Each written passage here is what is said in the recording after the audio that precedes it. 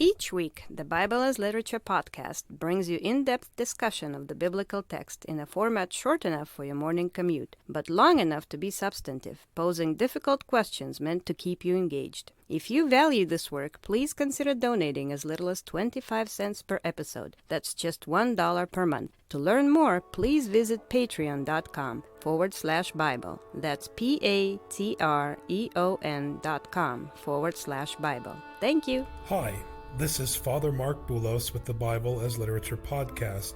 What do the narratives of Exodus and Daniel have to do with the resurrection of Jesus Christ? Why were these stories understood historically as penultimate readings during Easter week? What is the common thread that connects these texts with gospel accounts of Christ's passion? If you've noticed that all of these stories feature oppressive kings, you're on the right track. Richard and I discuss the meaning of Pascha in light of Daniel chapter 3, verses 13 to 18. This week's episode is in loving memory of Ralph Sergi.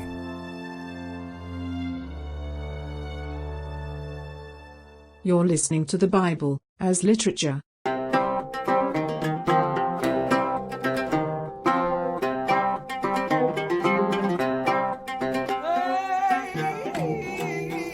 This is Father Mark Boulos. And this is Dr. Richard Benton. And you are listening to episode 65 of the Bible as Literature podcast. Father, on Holy Saturday, when we were doing the Old Testament readings, you gave a sermon and you brought up a curious point about the three youths and the readings about Nebuchadnezzar. How peculiar some people find it to be talking about the Babylonians on Easter. It was funny. So can you help explain what this reading is doing here in this part of the lectionary? Well, I think when people come to Pascha in a modern Christian pseudo-psychological, pseudo-philosophical context, where they have all kinds of ideas and theologies about what Easter means to them and what it means about life, they expect to come and celebrate those things.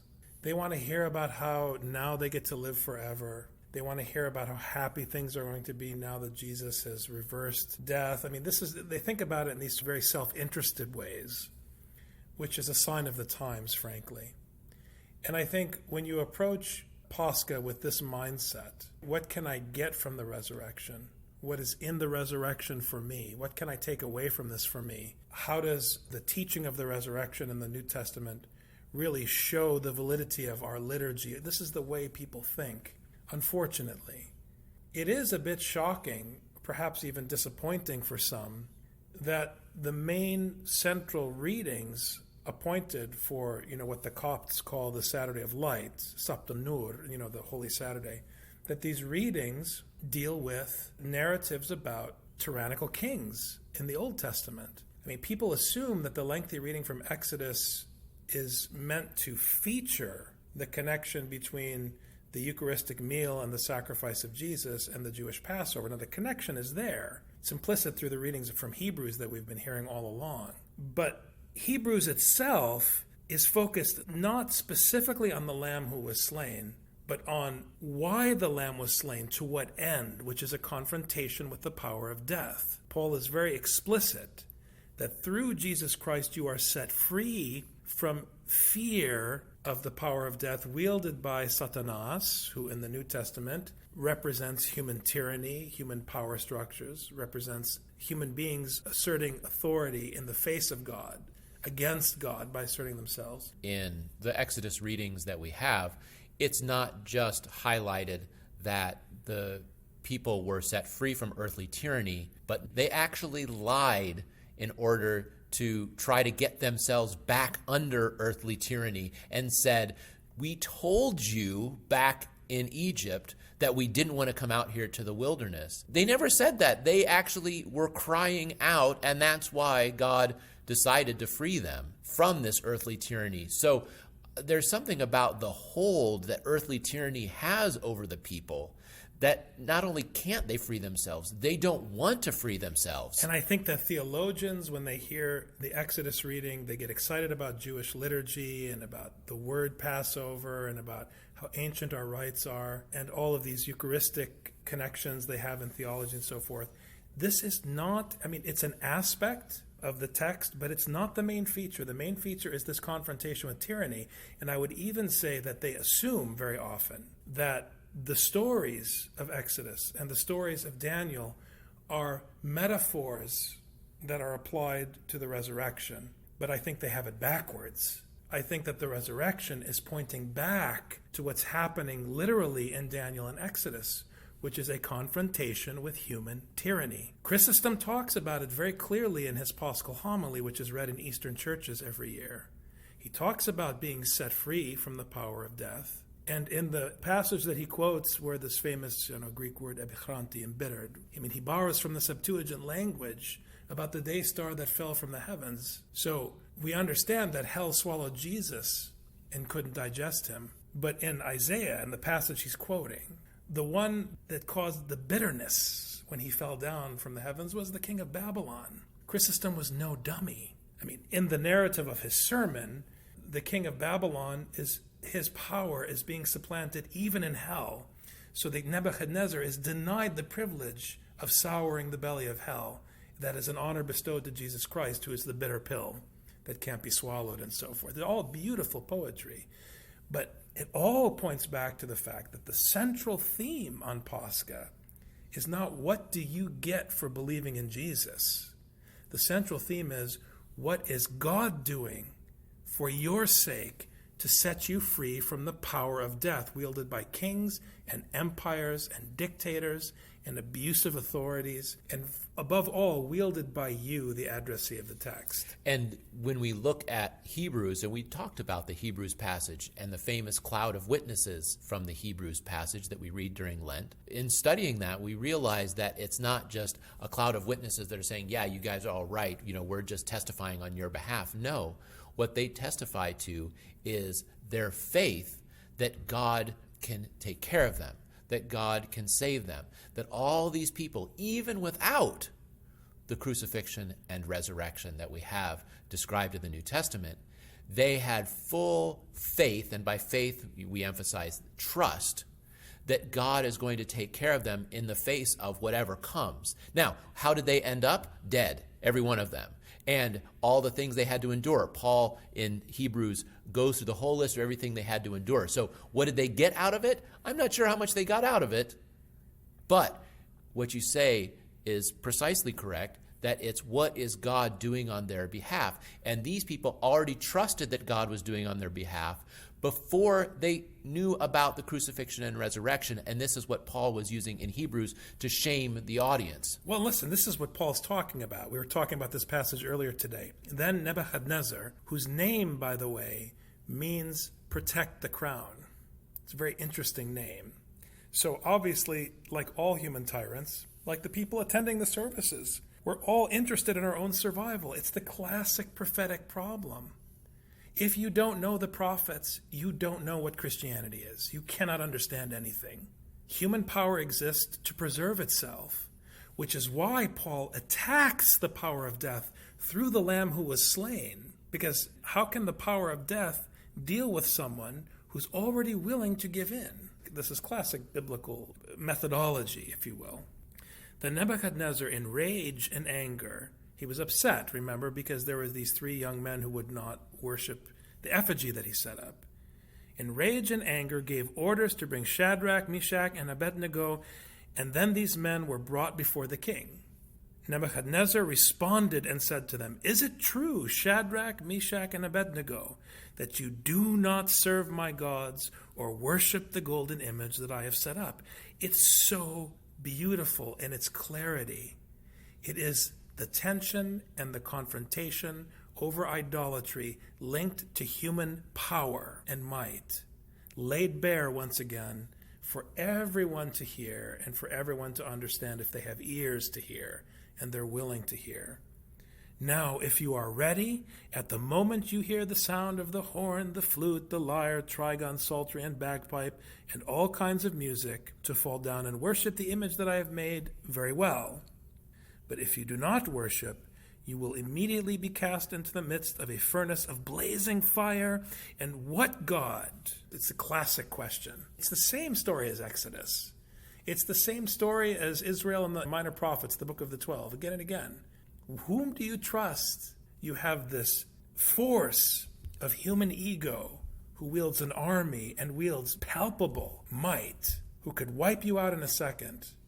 And he's taunting you. What God can save you? And to even further emphasize that point, what God can save you from me? He's putting himself above the level of any God. If I put you in the furnace, what God's going to save you then? I wield the power. What God wields power like that? Nebuchadnezzar is putting himself on the level of a god, effectively, just when he makes that statement. That's why when Bill Maher makes fun of the Bible for its critique of worshiping idols, it's a ruse, because he presents himself as Nebuchadnezzar. He presents himself as your reference. He doesn't want to argue with you about worshiping idols because he wants you to worship him. It's classic. Anytime someone says that God is foolish, they're implying that they are more wise than any god you can come up with. Therefore, they're placing themselves on the level of whatever authority or whatever deity you happen to have in mind. This is classic idolatry / kingship in this sense of Nebuchadnezzar. Which is why Bill Maher has to make fun of his Jewish heritage. Because if the people are told not to worship idols, they're not going to watch his show.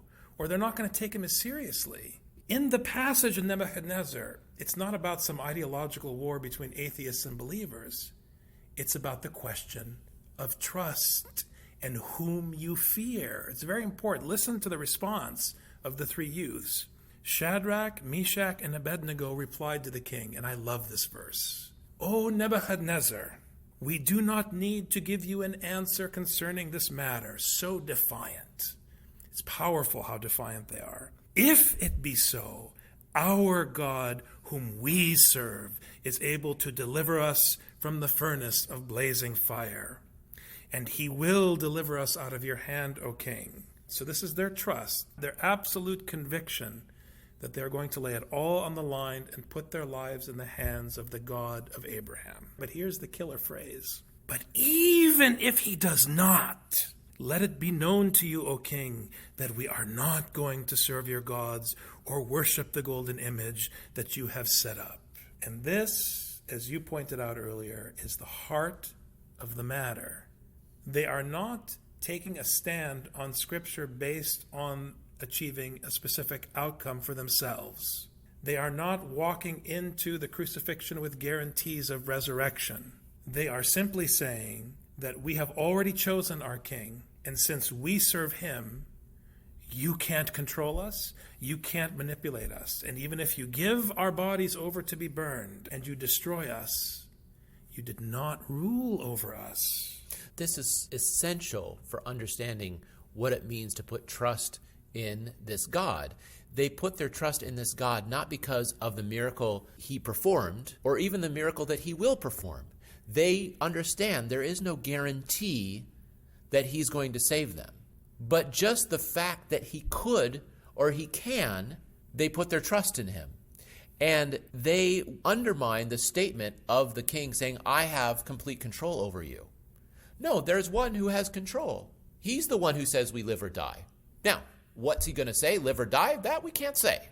But he's the only one who says whether we live or die. You do this thing, but there's one who is more powerful than you. And this is the assurance with the lack of assurance that one has when one approaches biblical judgment before the God of Abraham, which is that, yes, he can always save you, but that doesn't mean he will save you. But it doesn't matter because he has promised you that if you put your trust in him, you'll never be anyone's slave. And that's the freedom that is essential about this. And that's why we read so much about the passion of Jesus, because the passion of Jesus is the playing out of the two authorities, the biblical authority of God the Father and the authority of the world empire, Caesar, who has the ultimate power. And this is what's being played out in the Passion. That's why the Passion is so essential for us.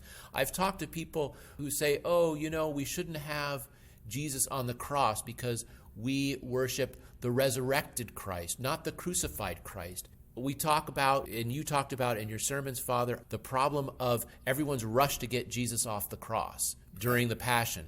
And that's because we can't face the possibility that maybe Caesar actually is more powerful. Because this is what Jesus is proving when he's dead upon the cross, that maybe Caesar is the one who's more powerful. If these 3 youths had been burned up, maybe Nebuchadnezzar was right. Maybe no God can help. And this is the dilemma that God had even during the Exodus, because he says, I'm sick and tired of these people complaining.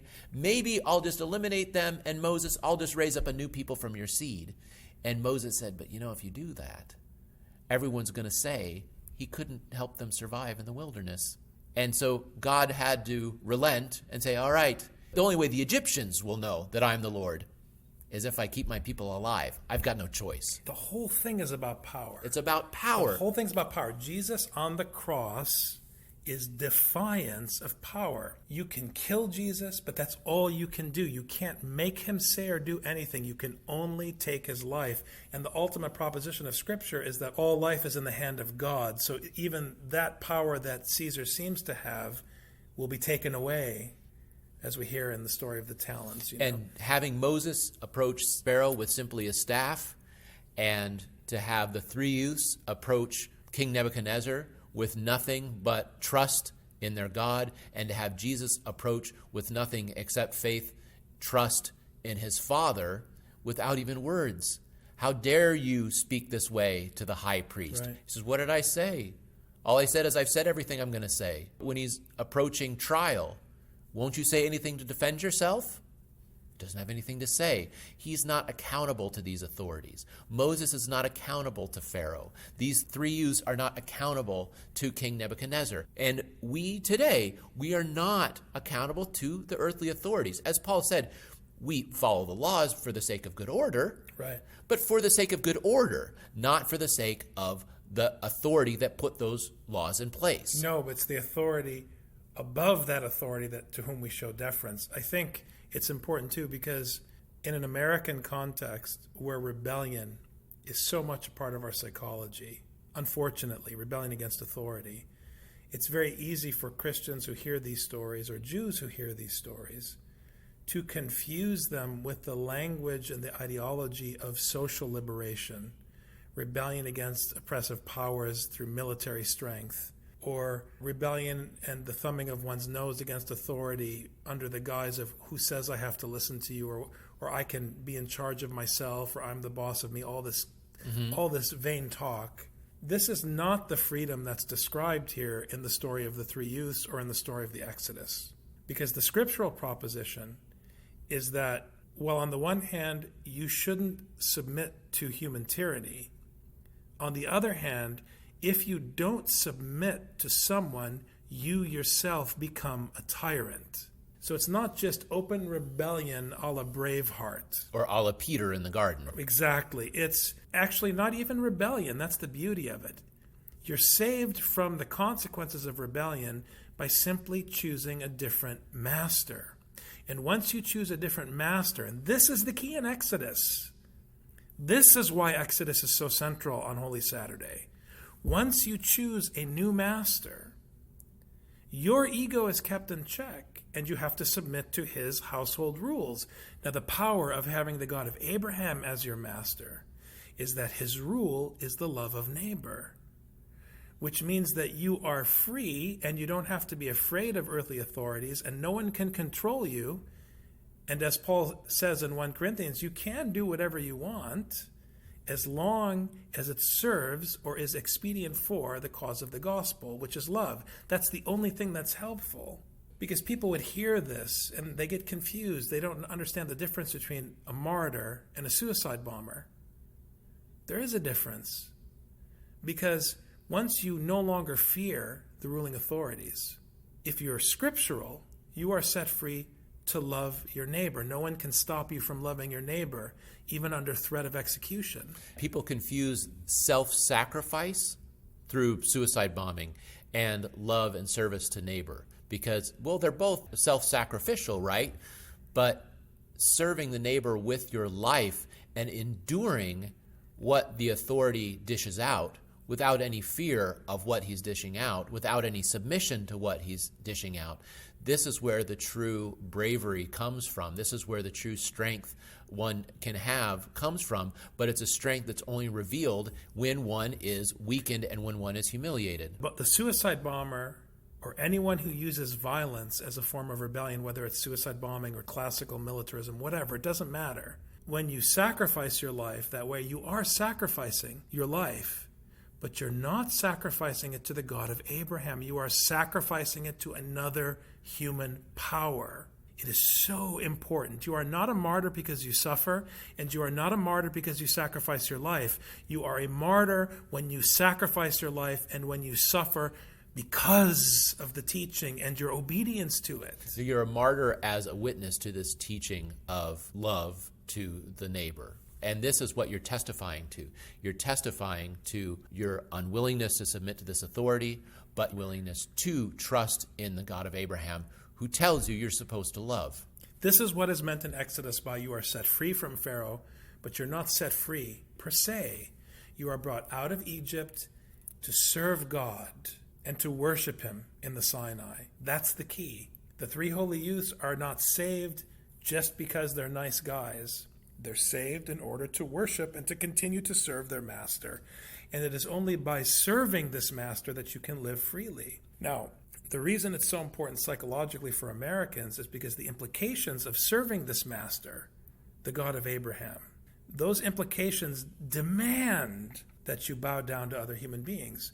Notice Jesus didn't submit to Pontius Pilate as his authority, but in his submission to his Father, he submitted to Pontius Pilate and respected his authority. This is what Paul is saying in Romans about the Roman authorities and bowing down to them. Because if you submit to the Father of Jesus, you have to view even Pontius Pilate as your neighbor in the palm of God's hand, whom you have no right to fight. And so you're free and you are defiant of earthly tyranny, but not the way that Che Guevara is defiant.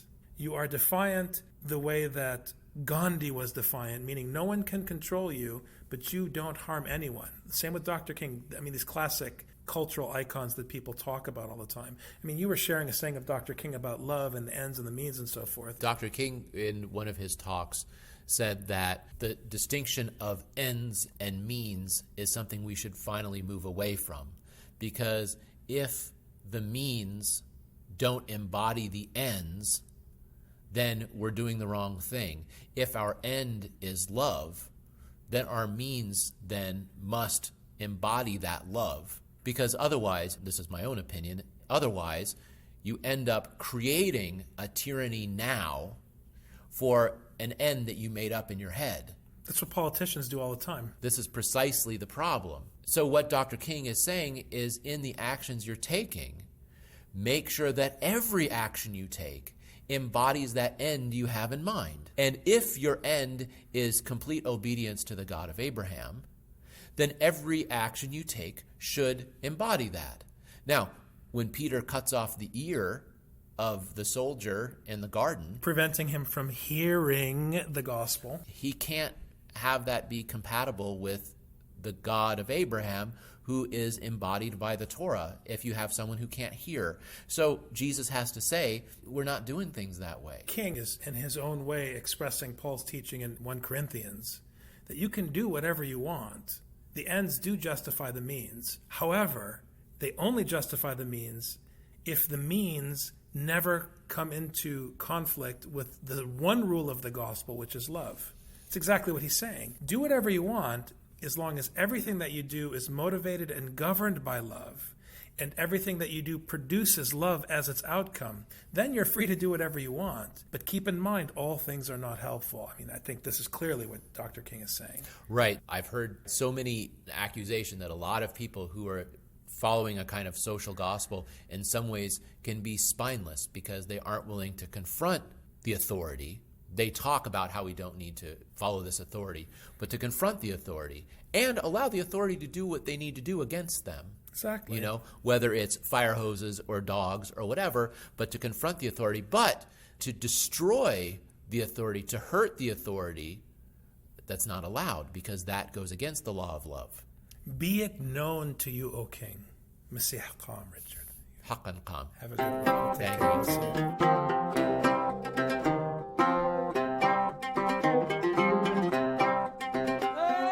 just heard the Bible as literature. Thanks for listening. The Bible as Literature is a production of the Ephesus School Network.